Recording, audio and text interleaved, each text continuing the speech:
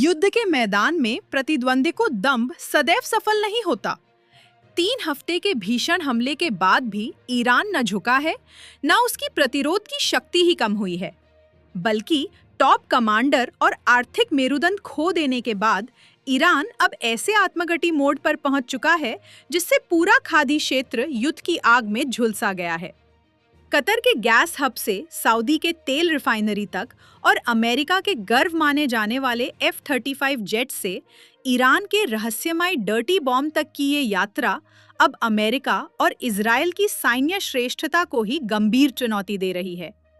दर्शकवृंद, आए आज के इस श्रृंखला में हम देखेंगे कि अमेरिका की विजय के भ्रम को ईरान का डर्टी बॉम्ब कैसे चुनौती दे सकता है। आज हम इसी विषय पर विशेष चर्चा करेंगे। युद्ध के पहले दिन ही ईरान के सर्वोच्च नेता अली खमेनी, रक्षा मंत्री और रेवोल्यूशनरी गार्ड्स के मुख्य जैसे उच्च स्टार के व्यक्तियों के मारे जाने के बाद वॉशिंगटन में एक प्रकार का विजय उत्सव मनाया गया था। राष्ट्रपति ट्रंप और उनके सलाहकार ने सोचा था कि नेतृत्व समाप्त होते ही ईरानी सेना आत्मसमर्पण कर देगी और कुछ ही हफ्तों में तेहरान में अमेरिकन समर्थित सरकार स्थापित हो जाएगी। लेकिन ये सोच केवल हवाई हमलों पर आधारित एक विजय का भ्रम साबित हुई। हवाई हमलों की सीमा और युद्ध के इतिहास को देखें तो स्पष्ट होता है कि बमबारी भौतिक संरचना को तो नुकसान पहुंचा सकती है, लेकिन किसी राष्ट्र के विचार और प्रतिरोध की भावना को खत्म नहीं कर सकती।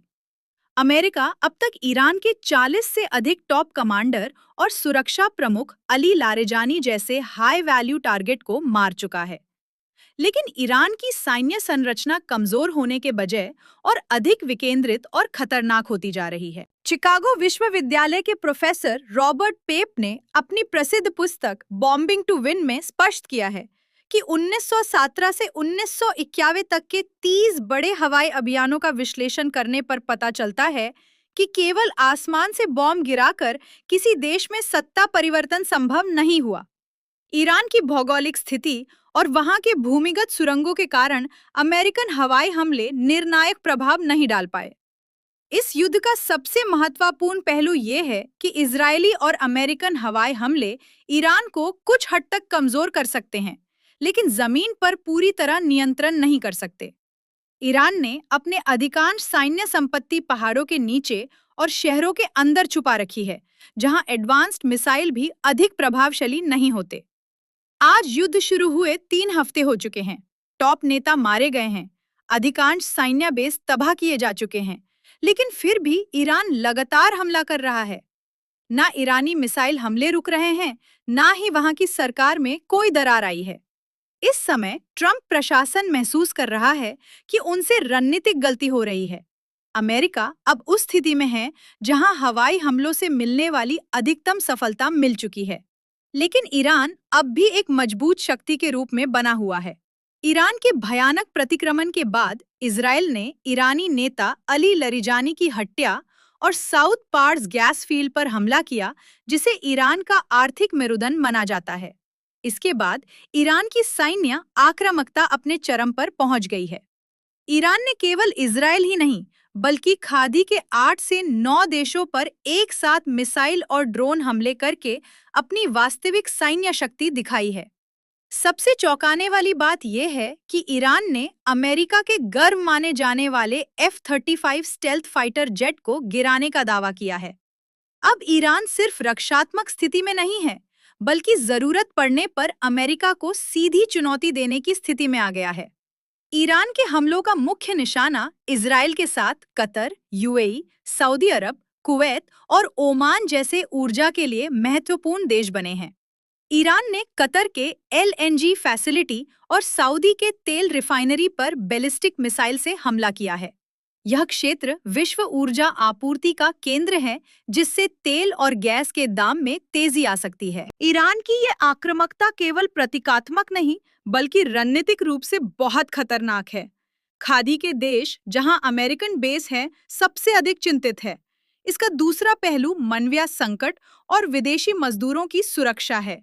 रिपोर्ट्स के अनुसार कई लोग घायल हुए हैं, जिनमें विदेशी मजदूर भी शामिल हैं।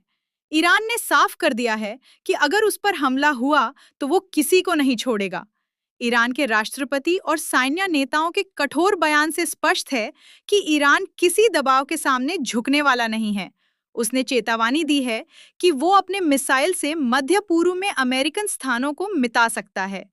ये स्थिति विश्व को एक भयानक और अनिश्चित मोड़ पर ले आई है, जहां छोटी सी गलती भी बड़े युद्ध का रूप ले सकती है। इस संघर्ष का एक मुख्य कारण साउथ पार्स गैस फील्ड है, जो दुनिया का सबसे बड़ा गैस भंडारा माना जाता है। इसका आधा हिस्सा ईरान और आधा कतर के पास है। ईरान का मानना है कि जब उसके गैस फील्ड पर हमला हुआ, तब पड़ोसी देशों ने विरोध नहीं किया। इसलिए ईरान के नज़र में ये अमेरिका के साथ उनका समर्थन है। ईरान मानता है कि अगर उसका ऊर्जा क्षेत्र सुरक्षित नहीं है, तो किसी और का भी नहीं होगा। दूसरा कारण खाड़ी देशों में अमेरिकन बेस का होना है। ईरान ने बार बार चेतावनी दी है कि अगर उनकी भूमि का उपयोग ईरान के खिलाफ हुआ, तो वो भी निशाना बनेंगे। ईरान अपने पड़ोसियों पर दबाव बनाकर अमेरिका पर राजनीतिक दबाव बनाना चाहता है। ये एक प्रेशर टैक्टिक है। ये संघर्ष धार्मिक और क्षेत्रीय प्रतिस्पर्धा से भी जुड़ा है। ईरान शिया बहुल देश है, जबकि उसके पड़ोसी सुन्नी प्रधान हैं। ये पुराना प्रॉक्सी वॉर अब सीधे संघर्ष में बदल गया है। अब सबसे चिंताजनक विषय है ईरान का संभावित डर्टी बम। विशेषज्ञों के अनुसार ईरान अगर न्यूक्लियर बम नहीं भी बना पाया, तो रेडियो एक्टिव मटेरियल वाला डर्टी बॉम्ब इस्तेमाल कर सकता है। डर्टी बॉम्ब पारंपरिक विस्फोटक और रेडियो एक्टिव पदार्थ का मिश्रा होता है, जो विस्फोट के बाद रेडिएशन फैलाता है। ये न्यूक्लियर बॉम्ब जैसा विनाशकारी नहीं होता, लेकिन इसका प्रभाव लंबे समय तक होता है।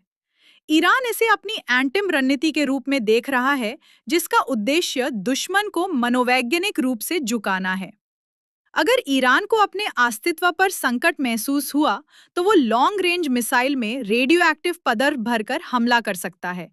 इससे शहरों और तेल क्षेत्रों को लंबे समय के लिए असुरक्षित बनाया जा सकता है। ईरान का संदेश साफ है कि अगर उसकी सरकार गिराने की कोशिश हुई, तो वो पूरे क्षेत्र को असुरक्षित बना देगा। ये एक सुइसाइडल डिफेंस स्ट्रैटेजी है, जिससे अमेरिका जमीनी हमले से बच रहा है।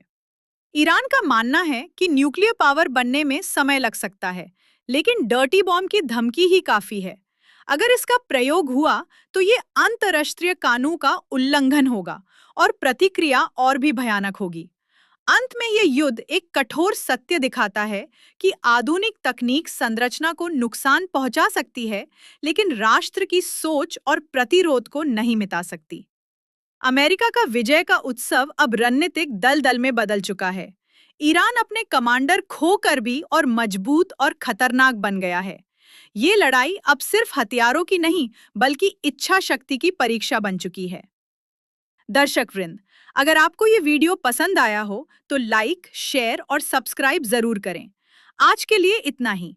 मिलते हैं अगले वीडियो में। नमस्कार।